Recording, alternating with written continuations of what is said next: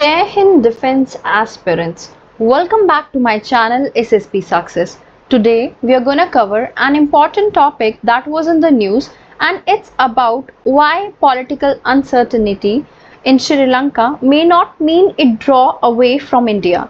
It's totally related to neighborhood first policy. It's very important for your upcoming SSP, AFSP in terms of GD, lecturate and international relation. So let's get started with our topic. See the thing is that ये जो topic है इसका context क्या है। देखो, India की neighbourhood policy से related है। शुरुआत में राइटर बोलते हैं 2024 ने काफी सारे इंसिडेंट्स को विटनेस किया है, और या फिर हम कहें ऐसे सेवरल सेटबैक्स देखे हैं किसमें, इंडिया की नेबरहुड पॉलिसी फर्स्ट पॉलिसी में, राइट।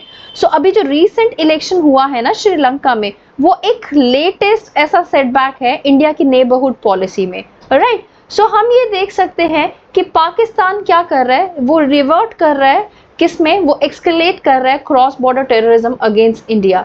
अपार्ट फ्रॉम दैट, जैसे नेपाल में क्या है, केपीएस ओली पीएम बन गए नेपाल में। इनके 2015 के टेन्योर के दौरान इंडिया एंड नेपाल के रिलेशन काफी खराब हो गए थे, तो वही फिर से पीएम बन गए। अगर हम बांग्लादेश की बात करें, जो बांग्लादेश की स्टूडेंट मूवमेंट हुई, उसमें क्या हुआ कि शेख हसीना को, जिनके टर्म्स इंडिया के साथ अच्छे थे, उनको प्रोटेस्ट के बाद बांग्लादेश छोड़कर इंडिया आना पड़ा अपनी जान बचाने के लिए। अगर हम मालदीव की बात करें, मालदीव में क्या हुआ है, देखो जो मालदीव है ना, उसमें एकदम से सत्ता में परिवर्तन हुआ और उसके बाद एक जो न्यू गवर्नमेंट आई वो एकदम से प्रो चाइना हो गई। और वो बात अलग है कि मालदीव के इशू को इंडिया ने बहुत अच्छे ढंग से संभाला है। अब मालदीव इंडिया के रिलेशन इंप्रूव हो गए हैं। चलो अब हम बात कर लेते हैं म्यांमार की। अगर हम म्यांमार की बात करें, आपको पता, यहाँ पे देखिए म्यांमार में अगर कोई जो सिविल वॉर चल रहा है ना, तो उसके नेगेटिव इम्पैक्ट देखने को मिल रहे हैं मणिपुर की सिचुएशन में, और इसका डायरेक्ट इम्पैक्ट सिक्योरिटी सिचुएशन पर पड़ेगा नॉर्थ ईस्टर्न की। और ये सब एग्जाम्पल थे हमारे नेबरिंग कंट्रीज में इंस्टेबिलिटी को लेके। अब हम जो है रीसेंट, जो अभी जिस चीज की बात की जा रही है, हमारा इंडिया का सर्दर्न मेरीटाइम डोमेन, उस सर्दर्न मेरीटाइम डोमेन में कौन है, कौन सी कंट्री है, दैट इज श्रीलंका। और श्रीलंका में क्या हुआ है, रिसेंटली प्रेसिडेंशियल इलेक्शन हुए हैं, वो एक अनदर इन्फ्लेक्शन पॉइंट है। देखो ये जो है ना श्रीलंका, और अब वहां पे जो नए प्रेसिडेंट बने हैं अनुरा कुमार, यहाँ पे देखिए, ये देखिए अनुरा कुमार दिस्यंका, इनको इलेक्ट किया गया है president at the head of National People's Party. Okay, so ये इस पार्टी से है, इसके हेड है, और इनका प्रेसिडेंट पोजीशन पर चुनाव हुआ है, और ये बहुत शॉकिंग है, और वही हम डिस्कस करने वाले हैं। देखो ये जो नेशनल पीपल्स पावर है ना, वो एक इलेक्टोरल फ्रंट है किसका, जेवीपी का। यहाँ पे देखिए आप, जेवीपी क्या है, जनता विमुक्ति पेरुमना। अब ये क्या हुआ है कि ये एक लेफ्ट विंग ऑर्गेनाइजेशन है, जैसे हमारे कंट्री में नक्सलाइट है, वैसे ही ये लेफ्ट विंग आइडियोलॉजी को फॉलो करते हैं। मतलब ये वेपन एंड वायलेंस से अभी के सिस्टम को उखाड़ना चाहते थे। उसी तरह से जेवीपी एक ऑर्गेनाइजेशन है, लेकिन इनमें थोड़े अलग हम कह सकते हैं। ये इसलिए है नक्सलिज्म से, बिकॉज जेवीपी में आपको नेशनलिज्म भी देखने को मिलेगी, और ये जो नेशनलिज्म है ना, वो इंडिया के अगेंस्ट है, बिकॉज इनको लगता है कि इंडिया की वजह से तमिल कम्युनिटी डिमांड करती है श्रीलंका में। और ये एकदम शॉकिंग इसलिए भी है क्योंकि ये पार्टी मेजर पार्टीज को पीछे छोड़ के एकदम जीती है, वो भी 70 इयर्स के बाद। अभी देखो एक काफी ज्यादा रिजेंटमेंट देखने को मिल रहा है, फ्रस्ट्रेशन देखने को मिल रहा है सक्सेसिव गवर्नमेंट्स के टुवर्ड, बिकॉज हम ये कह सकते हैं कि पहले की पॉपुलर पार्टीज को इन्होंने पीछे छोड़ के ये मेन स्ट्रीम पॉलिटिकल पार्टीज अभी रूल, मतलब ये पिछड़ी हुई पार्टी जो पहले कभी 70 सालों से इसका नाम काफी दबा हुआ था, ये first time main stream political party बनी है, राइट। अभी जो जेवीपी है ना, उसने खुद को री इन्वेंट किया है पॉलिटिकली, और अपने हिस्टोरिकल बैगेज को क्या किया है, शेड किया है, right, as a violent wing और अल्ट्रा नेशनलिस्ट मूवमेंट। जो इन्होंने दो बार देखो इन रिकशंस किया है, एक बार 1971 में और दूसरी बार 1987 में, किस चीज के लिए, कि प्रेजेंट गवर्नमेंट को उखाड़ के फेंकने के लिए। अब देखो कहीं ना कहीं ये जो अल्ट्रा नेशनलिज्म का कोर्स है ना, वो इंडिया के अगेंस्ट ना आ जाए, जो कि हमारे मोस्ट ऑफ द नेबर्स के साथ चल रहा है। अभी अगर हम इनके प्रेजेंट इनकारनेशन की बात करें तो जेवीपी में कहीं ना कहीं वो जो वायलेंट टैक्टिक्स है वो भी बैक सीट ले चुकी हो सकती है, क्योंकि काफी पुरानी बात है।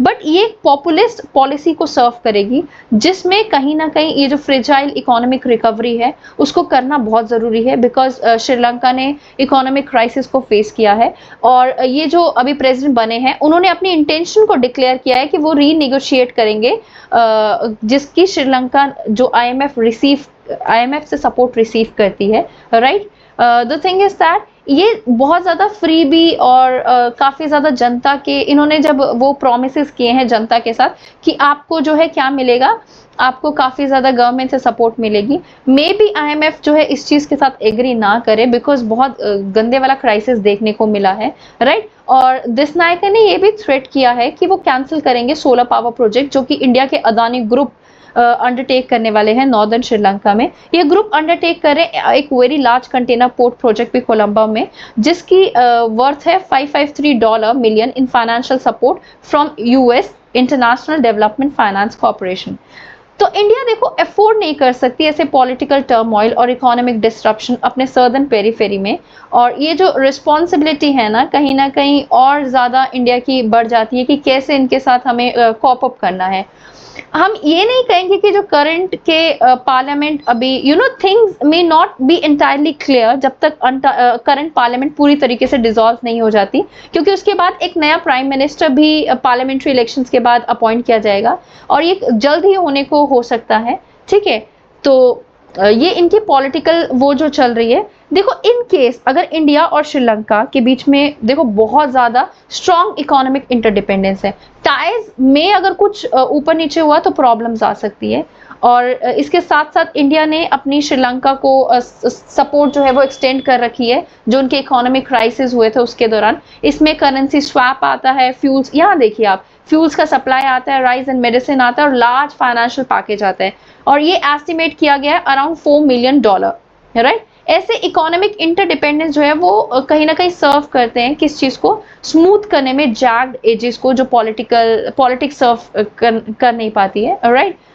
सो मोदी गवर्नमेंट जो है वो अभी क्या कर रही है, जैसे कि पहले उन्होंने बांग्लादेश के टाइम पे क्या किया उन्होंने सारे अंडे अपने एक ही बकेट में रख दिए और एक ही पॉलिटिकल पार्टी को के साथ टाइज रखे। ऑल्दो अभी यही भी देखने को मिला है कि जैसे इंडिया की हमारे गवर्नमेंट ने मालदीव्स के साथ सिचुएशन संभाली है, तो वो वैसे ही श्रीलंका के साथ भी सिचुएशन संभाले। और कहीं ना कहीं इनको इनवाइट भी किया गया था as a guest of Indian government in Feb 2024, और टॉक्स हुई थी एक्सटर्नल अफेयर मिनिस्टर्स के साथ और नेशनल सिक्योरिटी एडवाइजर्स के साथ, राइट। सो ये एक गुड मूव है, जबकि इंडिया की गवर्नमेंट अपनी जो अपना पर्सपेक्टिव है वो थोड़ा चेंज कर रही है। और दिसयांग के भी रिकॉग्नाइज कर रहे हैं इंपॉर्टेंस इंडिया की for Sri Lanka security and economic development. उन्होंने कोई इंडिकेशन नहीं दी है कि वो प्रायोरिटाइज करते अपने टर्म्स चाइना के साथ ओवर इंडिया। सो हम एक्सपेक्ट कर रहे हैं कि केयरफुल बैलेंस देखने को मिलेगा और श्रीलंका के रिलेशन इंडिया एंड चाइना के साथ एक बैलेंसिंग फॉर्म में चलेंगे, राइट।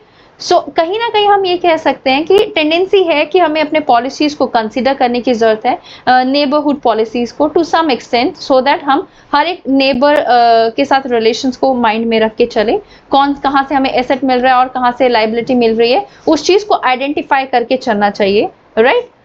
अगर हम देखें इंडिया की neighbourhood first policy challenge several setbacks हुए, जो कि मैंने आपको बताया भी। पाकिस्तान में क्रॉस बॉर्डर टेररिज्म देखने को मिली, गवर्नमेंट का चेंज देखने को मिला। ये जस्ट मैंने एक पॉइंट टू पॉइंट जो है इस वीडियो में पुट इन किए हैं, आप वीडियो को पॉज करके गो थ्रू कर सकते हो, राइट। सारे जो हमारे नेबरिंग कंट्रीज हैं उनके साथ अभी क्या क्या फैक्टर चल रहे हैं इंडिया के। So guys, that was all. I hope you liked the video. If you like it, do like it, share it and subscribe our YouTube channel SSP Success. Your likes and comments motivate us to make more and more videos on time. Thank you everyone.